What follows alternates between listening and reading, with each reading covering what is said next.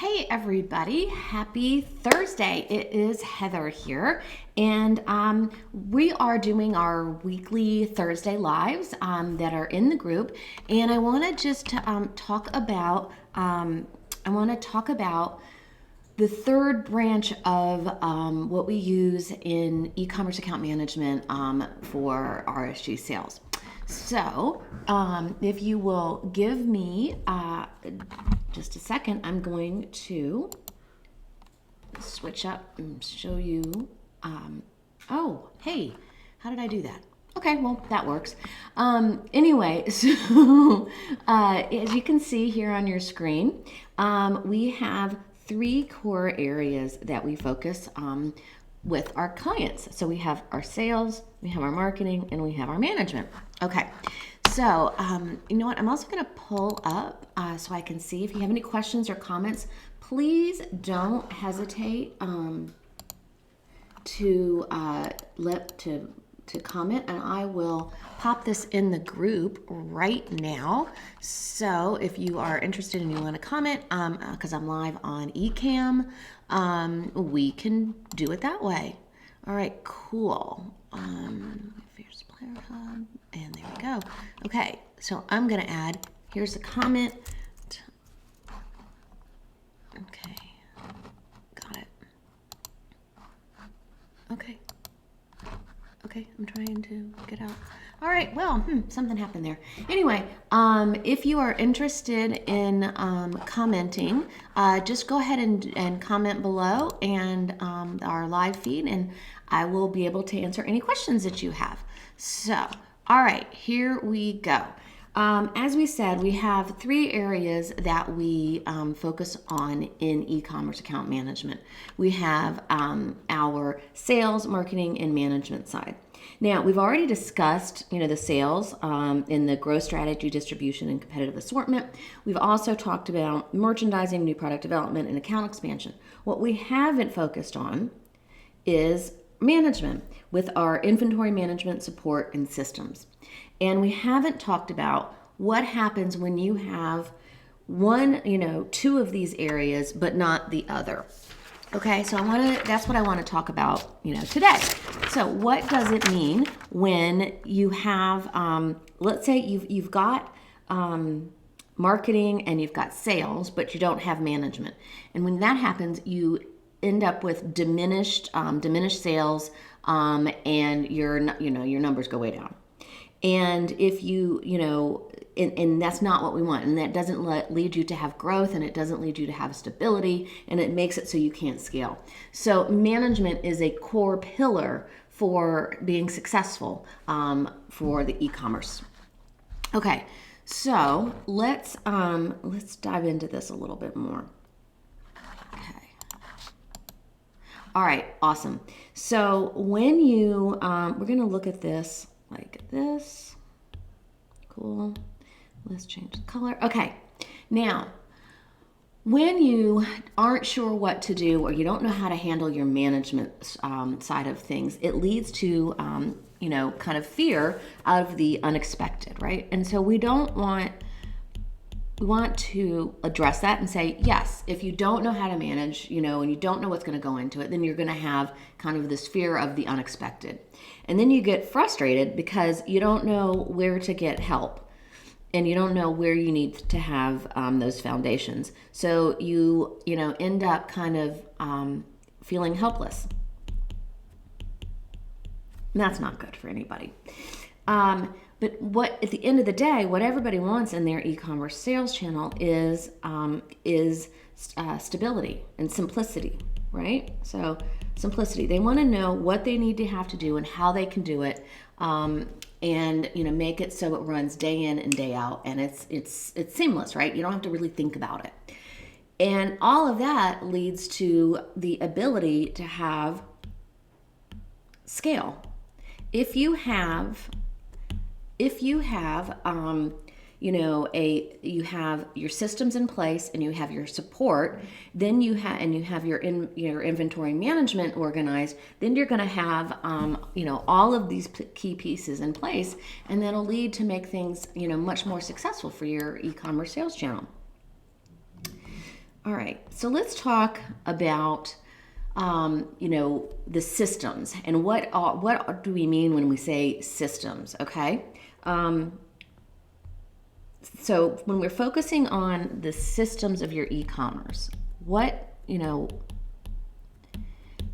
not talking necessarily about the EDI feed or the vendor portal or that kind of things. There's some other basic things that we need to get put in place. Okay, so if you don't have the proper systems, then you end up with some problems that are happening in your e-commerce sales channel. The first would be that you don't have, let me back up a little bit because I realized there's something that I missed. Let me define what I mean by systems, and I apologize. By systems, I mean you want to know how your orders are being processed. You want to know how your inventory is getting uploaded. You want to know how to go about uploading product. You want to know how you handle your invoicing. So for us, systems are the basics of how to, the ins and the outs of the day-to-day and how you handle those and manage those. So hopefully that, makes sense for everybody. Okay, let's see here. Okay, when you don't have your systems in place, what kind of problems can you have? Well, you don't meet the expectations of lead times.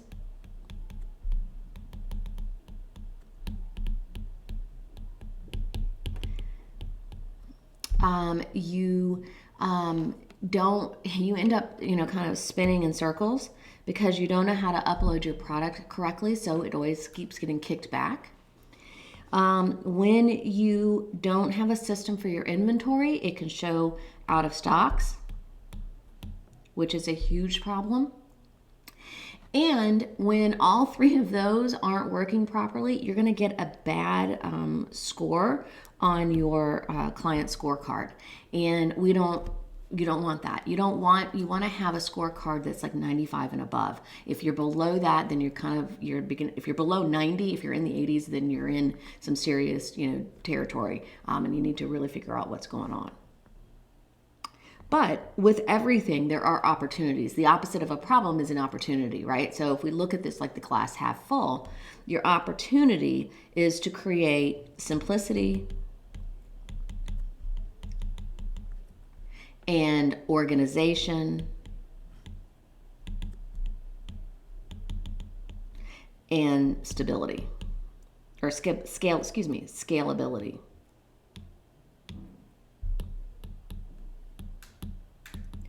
And really, if you think about it like a triangle, like this, your simplicity is over here, your organization is over here, which allows you to scale right there, right? Sometimes it's easier, I think, to think about a triangle and how you build on it. All right, so if we have, the opportunity that we want to create, there are 5 things that you can do that can help you create your systems. And I think let's use the old pyramid model here to talk about what those 5 things are. The very first thing you need to do, kind of at your base, is you need to create a list of all the systems that go into managing your e-comm. Right? So that's what I was talking about before. It was the new product upload. It's how you're processing orders. It's how you're uploading your inventory, all of those things, okay? And then after you do that, the next step in building your system is assigning it. You need to know who is filling that role and responsibility within your company. Okay, so it's, just like, even if you're a one-man band, fine, you know that every day you have to do these functions. And that's what this is really talking about. It's keeping a clear handle on the roles and responsibilities and the functions that go into your e-commerce sales channel. Next, your next key is you want to be consistent. This is a biggie. And I see people, have challenges with this all of the time. What do I mean by consistent? I mean that you need to make sure that there is one defined way to process orders or one defined way to upload your inventory. And you create that pattern and you create that step-by-step process, and then that's the way everybody has to do it moving forward, unless, for instance, the retailer changes the pattern. But you create the clear step-by-step process. This is how it's done. This is how you make sure nothing gets dropped, right? That's how you know that your tracking numbers are always going to be there. You're going to make sure every order is always filled. You're going to always meet your lead time, that you should. That's why consistency is one of the biggest problems, especially small companies have. As they start to grow and grow in team or grow teams, they end up faltering because the person who first did the job or that role didn't necessarily create a process and write it down, so that when they are big enough to finally expand, someone may try and do this a completely different way, which ends up with chaos. Okay, so if you, can be consistent and recognize why that is so important, you need to also then be clear. And what do I mean by clear? I mean that you need to be clear about why these roles and responsibilities have to happen on the timeline that they happen. If everybody doesn't understand what piece of the puzzle they play, then they're at a disadvantage. So you need to make sure that you are clear with your team, even if your team is just one other person, or even you. Maybe you need to have a little talk with yourself and say, all right, listen, this is why we have to do this. We have to do it consistently. We have to do it in a systematic way. We have to know who's doing what, so that when we grow the company, this role or this person can be, taken on by a new individual. And finally, most importantly, the tippy top of our pyramid is simple. Do not overcomplicate. Let me say that again. Do not overcomplicate your processes. Don't create extra work for yourself or your team members. Okay, and this is really important. This is another thing that I think entrepreneurs in particular may sometimes struggle with. They think that that they've got it all figured out, and they create this process. But when they have to teach that process to someone else, they really have overcomplicated the whole thing and made it much more difficult than it needs to be. So if you do anything, make sure it is simple. It's easy. Don't make it harder for yourself. Okay. So I think, just to I want to just recap real quickly.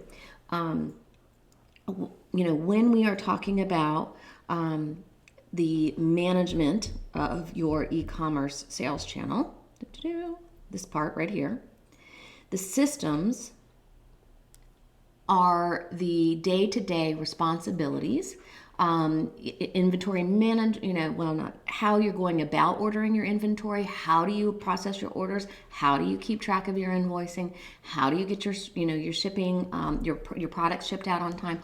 All of those things are the systems that you need to create. And when you do that, you can be you define what those are, you are assign them to a role or responsibility, you want to make sure that you're clear and consistent and keep them simple. If you follow those 5 keys, then you should be in really good shape. Okay, so that is it for today. If you have any other questions or comments, just comment below, and I'll see you next Thursday. Bye guys, thanks.